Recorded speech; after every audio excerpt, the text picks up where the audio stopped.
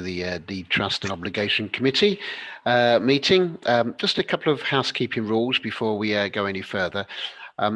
What seems to work best with these Zoom meetings is if you keep yourself on mute until it's time to talk, and then we don't get so much feedback through. That seems to work quite well. When you want to speak, start off by putting your hand up, and hopefully I will see you and call for you.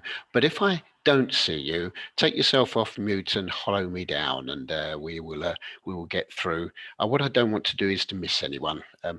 I'm fortunate enough that you're all on the same page, so unlike last night's meeting where we missed people, it should be fine.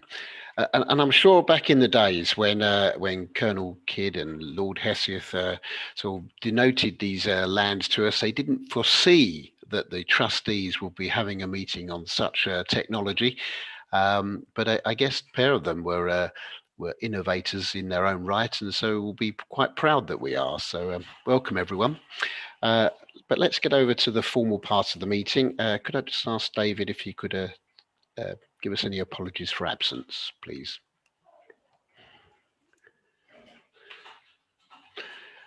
There are none. No, sorry. That's okay. There are none. So thank you very much for that. And the declarations of interest. Would anyone like to declare an interest? No. I'd like to take the opportunity of welcoming Ken to his first meeting where he can actually make a decision. We seem to have an apprenticeship scheme running for this group where people come to their first meeting before they've done their training and see what it's like, and then they do their training and they can come along and make decisions. So welcome in your now official capacity, and thank you, Andy. And welcome in that first apprenticeship role to Councillor Laura Eady, who has taken over from Councillor Madison, and our best wishes go to Councillor Madison, but also our thanks for serving this committee very well over the years. If we could record that, that would be lovely. Will do, Chairman. Thank you very much. We have obviously Tim Sams here from one of the council officers who will talk later on the reports. But I may remind everyone that for the way that this works is we are independent from the council. So those with councillor roles as well, forget those today.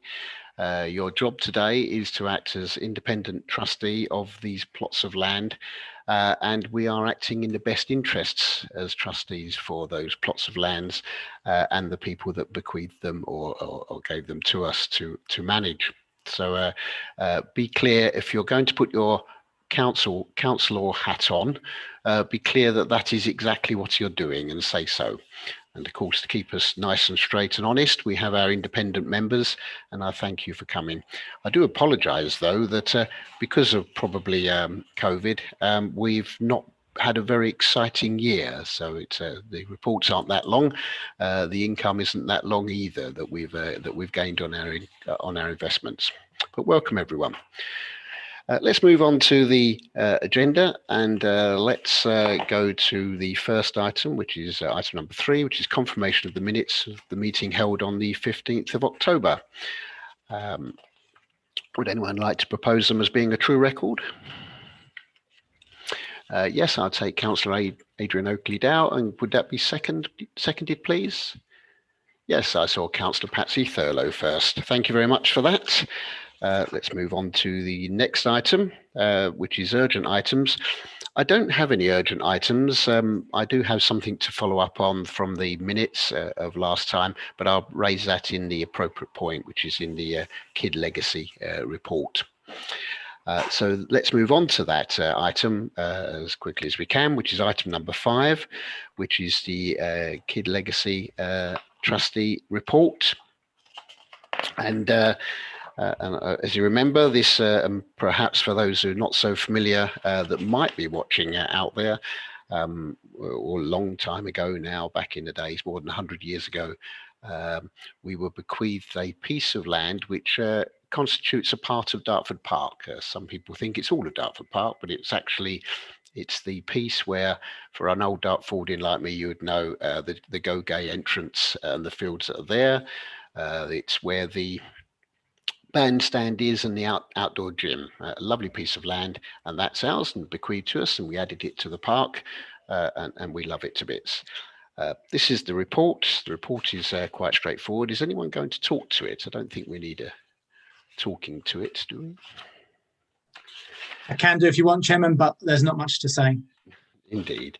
Well, let's go straight to the members. Has anyone got anything they would like to raise on this report? I cannot see anyone. So let me make a couple of observations. I think the only real variation that we've seen is we've obviously separated out the insurance premium, which was a request from last year. We can see that that's there. And of course, the downside of not having events in the park during the year have been that we've not been able to rent out our piece of land. So our income has gone down, but there's no other reason than that. Last year, we challenged each other to look at the investment income for the main body of the account, and we thought it was quite low compared to some commercial rates that were around.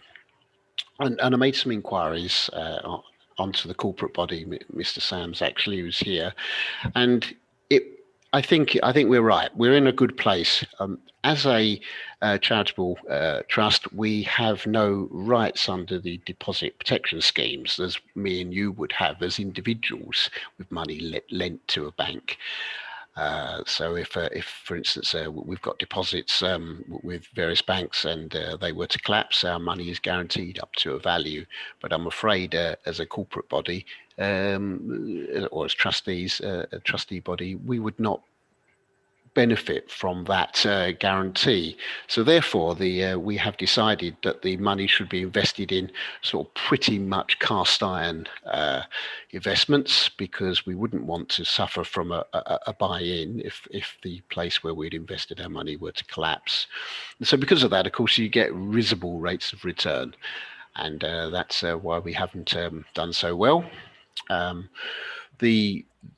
The council, if I may, does make some investments which are slightly higher up the risk scale, not very high, but slightly higher up the risk scale, and we are charged a commission for doing that. And but actually none of the trust's money is put into those higher risks for the reason that I've said. So, and therefore none of the costs of that higher risk investment strategy are imposed upon us, but it would be if we wanted to insist upon it.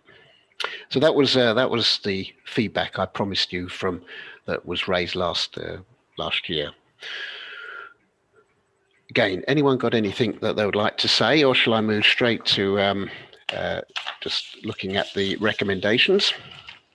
Please, yes, Mr. Chairman, if I may. Just a small point, and I hope it's not nitpicking. It applies to the income and expenditure account for all of the charities. Now, I'll take the KID legacy account as an example. We have income of 4,900 something or other, total expenditure 5,400. Ken, sorry to interrupt. Can you give us an agenda page, please? I think we're looking at page 20 on agenda item number 5 is. Sorry, I should have made that clear. Yeah, page 10 of the report. Yes, thank you. Sorry. The point I'm drawing to your attention is that the fund is in deficit for the year, and if you look at the narrative, a deficit should be shown in brackets. Yes, I do apologise. You're correct. So may I suggest that's corrected before we send it on its way to Charity Commission, please? So, that sounds like a very good proposal. Happy to correct that. Thank you very much. Yeah, the deficit and surplus is around the wrong way. But, thank you. Okay. Thank you, Mr. Moore. Mr. Maynard, you had a question as well? Basically, it was the same thing. I put the 2019 is also the wrong way round. It's showing as a deficit when it should be shown as a surplus. Yeah. I noticed it when I read the papers myself, but then didn't follow it through to take corrective action. Councillor Kite, you have a question? Thank you, Chairman. Just to say that I too noticed it about 15 seconds ago. Yeah, there we go. After someone else had spotted it. All right. Okay. Yeah. So just as a reminder, that the 270,000 was the value of the land which was sold, which was by the Gogay area, that little road that come through. And the rest, the 73, has been accumulated income over the period. So that's where that money's all come from. And of course, you win some, you lose some. We got no investment, we got no rental or less rental this year. So therefore, it's been a slight loss. But by and large, it's solvent. And quite frankly, it's solvent because of the council who maintain all the area. And I suppose our thanks should go to them for doing such.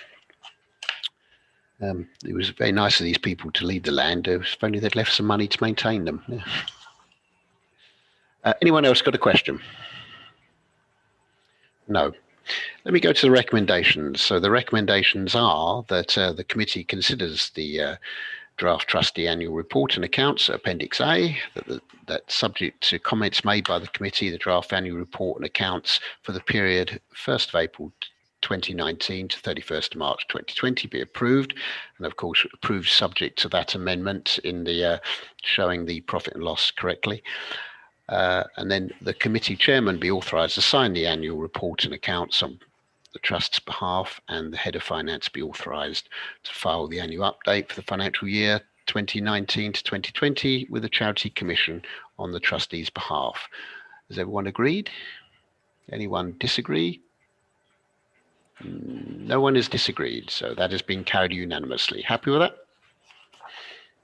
Good, thank you. Let's move on to the next item, item number 6. So this is the small playground just off in Councillor Davis's ward when he's got his councillor's hat on. So here we are.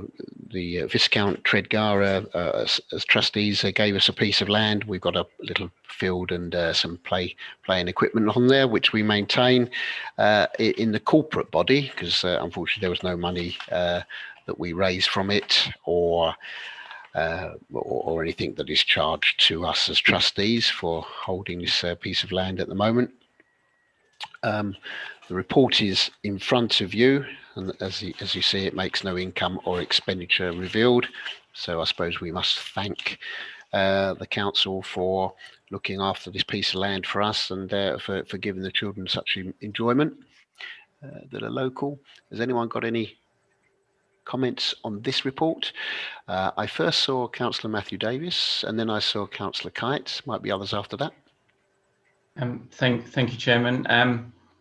Firstly, the report states it's in Town Ward, whereas it's now in Burnham Ward. That's great. Just a minor point. Secondly, I think next time it might be helpful to have maps of the areas we're talking about, the Kid Legacy and this one. I appreciate that may not be required for submitting accounts to the Charity Commission, but it might be helpful for residents, councillors, etc. And thirdly, I've got a question. I just wondered, does the council's Ranger service cover these areas? Well, specifically the Savoy Road area, but do they come under the auspices of the council's Ranger service? That'd be helpful to understand that. Thank you. Okay, could I just check that last question, Matt? What is it you're looking to have assurance from? Well, I'd need, if I put my councillor hat on, basically there's been residents telling me that there's various nefarious activities taking place on the land, and whilst I can deal with that outside this meeting, I did wonder. It just prompted me to ask whether the Ranger Service generally has. I know they deal with the heath and the country parks, etc. But I just wasn't quite sure whether they covered the DTOC lands. So the council will, on our behalf, look after that piece of land as if it were its own. Be careful how I say that, because it isn't its own. So therefore, all its usual services would apply, unless somebody's going to jump in and tell me otherwise.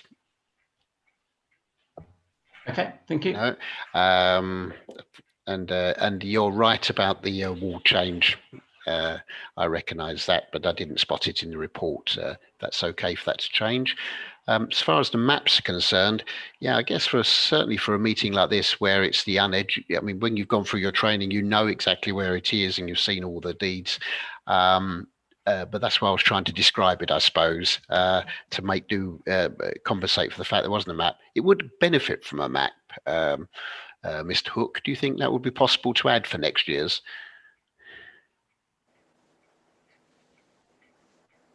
Absolutely, Chairman. I'm merely the clerk, the committee coordinator. It's up to the reporting officer to supply maps. Perhaps that refers back to your previous point about having a legal representative. It's become, over the last 2 or 3 years, these 3 reports have become financial reports. So I don't think in any way, shape or form we can criticise the financial author. I'll certainly make a note to mention it to the legal department. I don't think anyone's being criticised. We're trying to enhance it. No, just to clarify, we know how Thank you. Some people can be. Indeed. Councillor Lloyd, can I have a word? Yes, after Councillor Kite, Patsy. Oh, fine. Councillor Kite was next. Yeah, thank you. I might be able to help with the issue of wardens. I mean, the wardens would indeed have their usual powers at Savoy, as they would in any other place, but I'm not sure they're the right people to deal with antisocial behaviour. The wardens have different remit, really. Certainly when they are engaged in the country park work, if they encounter behaviour, they will deal with it in a kind of ambient way. But I think it might be worth reporting it through the usual channels to the Community Safety Unit. I'm not sure wardens are fully. Well, let's put it this way. I don't think their job remit is to engage with antisocial behaviour, but I'm sure if they saw it, obviously they would deal with it. The one thing I can't be sure is I doubt very much, Matthew, whether it's on a routine patrol for them. It may well be part of their remit, but I suspect that it would probably be a proactive attendance rather than a reactive attendance rather than a proactive one. I think it might be worth talking to them to ask whether they could do drive-bys every now and again just to watch it. My main reason for intervening, with regard to maps as well, I think probably, Chairman, the easiest way to deal with that is actually to produce a standing map book of all of our possessions. There aren't that many actually, and if we had just rather than have every meeting have maps with it, it might be just an idea to issue a standing map book of all the areas we're responsible for, so that members can have that with them alongside these meetings to understand. With regard to my main point, though, it was actually about, I've got a point on this and a point on the next item regarding play spaces. I do understand my job here is exactly as with all of you, to act as trustees. I'm not here to speak for the council, but quite frankly, there's a practical issue that obviously I do speak for the council in other places, and therefore it would be silly of me not to pass on my knowledge. So if you don't mind, I will do that and cross over the barrier a little bit, blur the barrier a little bit, to tell you that one of the things we are very, very keen to do, or the council are very, very keen to do, is to complete its programme of playground refurbishments. The playgrounds are in varying stages of repair. Some of them are very good and modern. Some of them have been there for quite a long time. Some of them are much loved, even though they are a little bit ramshackle, and the residents seem to like it that way. Wilmot Road, for example, I think they've taken it to their heart and they've kind of made it their own space, and it's all a bit wooden and a bit funny, and they like it that way. So we need to take into account local sentiment. But we are, however, going to go and complete our work. Councillor Swinard and Councillor Thurlow and others have been involved in this issue over play spaces. We do need to complete that work, not least to upgrade them for accessibility. We do need to make sure that we have play equipment which is available for all children, and for children to play together as well with siblings who may have disabilities. So the point, we're not trying to create individual disabled spaces for children. We're trying to create, the aim is to create multi-use spaces and that are open to everybody to use, and which families can enjoy together regardless of whether they have children with particular disabilities or conditions. So we're about to do that. Savoy Road, 2 pieces of play space because it's a relatively small play area. But when we come to the next item, I've got much more to say on Hesketh. Thank you, Chairman. Of course. Thank you very much. I don't think there's anything to respond to there. Thank you. Councillor Thurlow, you indicated you want to speak. Yes, just a couple of points, actually. Yes, Savoy Road, the play area, is out of the way, and a lot of people probably don't even know where it is or have never been there. But in the past, I have met the rangers up there, so I do think it is on a list. Obviously not recently, because I myself haven't been up there recently, but I know in the past I have met various officers and various people actually at the playground up there, so it is on a list somewhere. Thank you. Okay, thank you. Councillor Eadie, I think I saw you move your hand. I'm not sure if you wanted to speak or it was just a movement. No. Anybody else? No. Okay, let's look at the recommendations then. The recommendations are that the committee considers the draft trustees annual report and accounts, an annual update for 2019-20, and subject to any comments made by the committee, the draft annual report and accounts, an annual update for the period 1st of April 1919 to 31st March 2020 be approved. And the change is that the Burnham ward is recorded as opposed to town. If you're happy with that.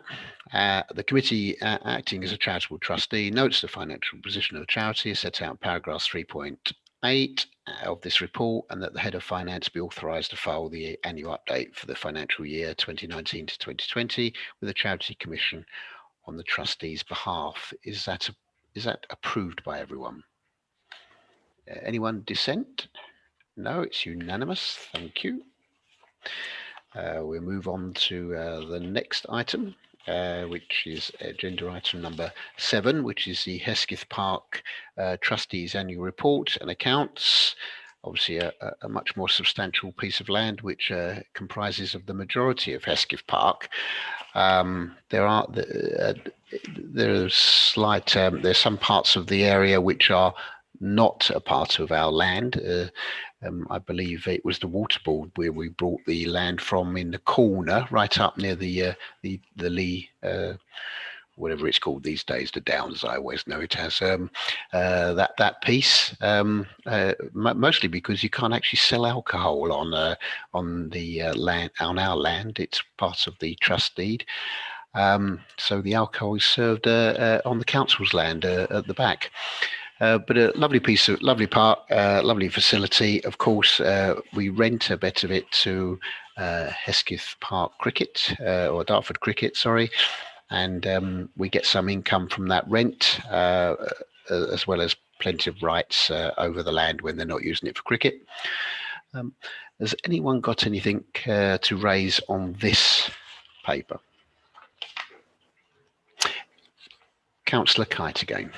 Yeah, thank you, Chairman. Just similar to the last one. I won't ramble through it all again, but yes, I do understand I'm here to represent the trust and not the council. But since I am aware of things within the council, it makes practical sense for me to explain them and to reveal what I know. So I will do that on that basis. Again, very significant changes coming to Hesketh in terms of the play equipment. The plans are that the equipment up there will be changed. It's really showing its age now. Not dangerous yet. Some of it has had to be closed. We don't allow any dangerous equipment. They're inspected daily, so we're not proceeding with any of the we're not taking any risk with it. They are closed if they're not able to be used. But our plan is to pretty substantially redesign that play space with the engagement of local people and users and user groups, including children. I think it's important to include children in terms of the design of play spaces, not just listen to local residents and others. And so we're embarking on a piece of work there.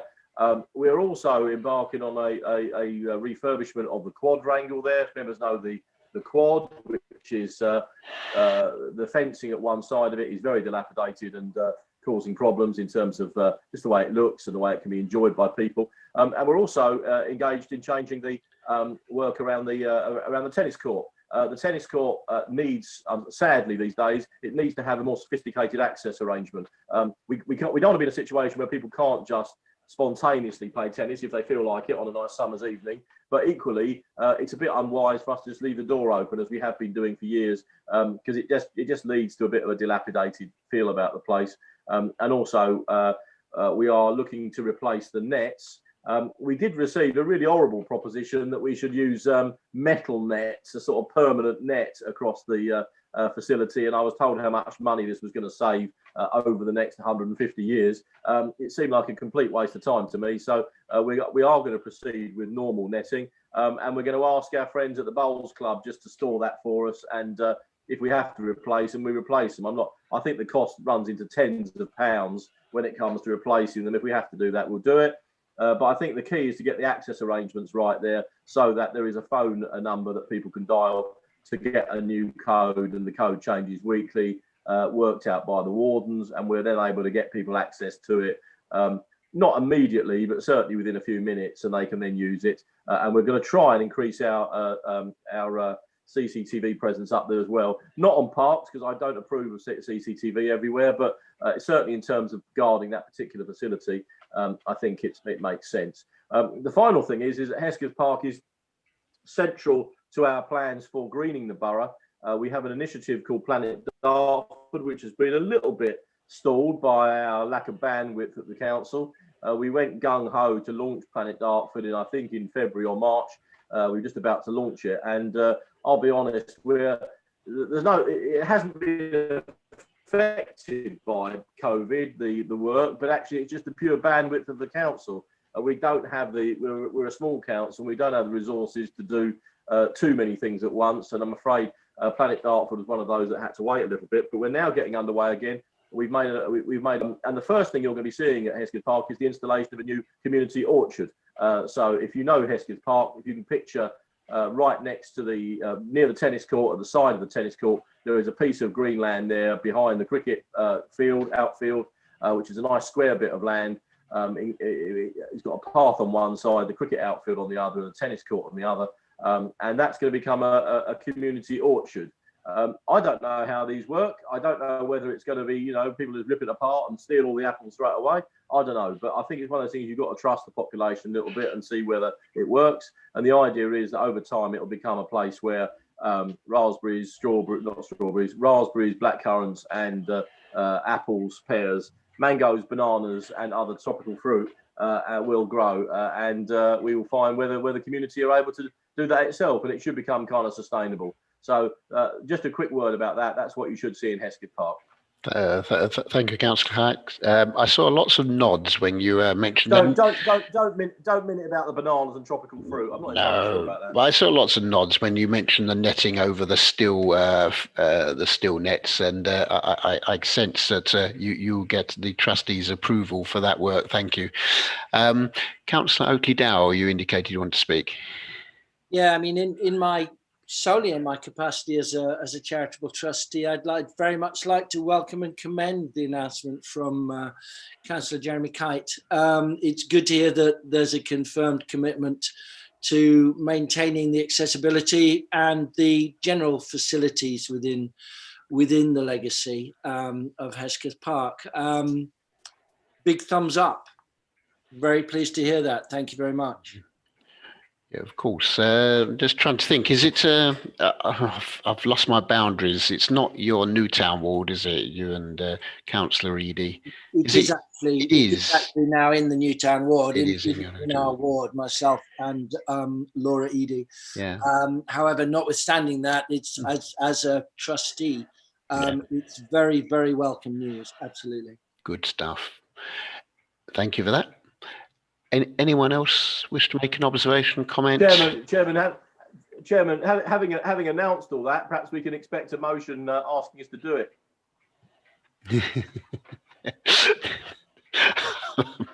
I'm assuming you've got your tongue in your cheek when you say that.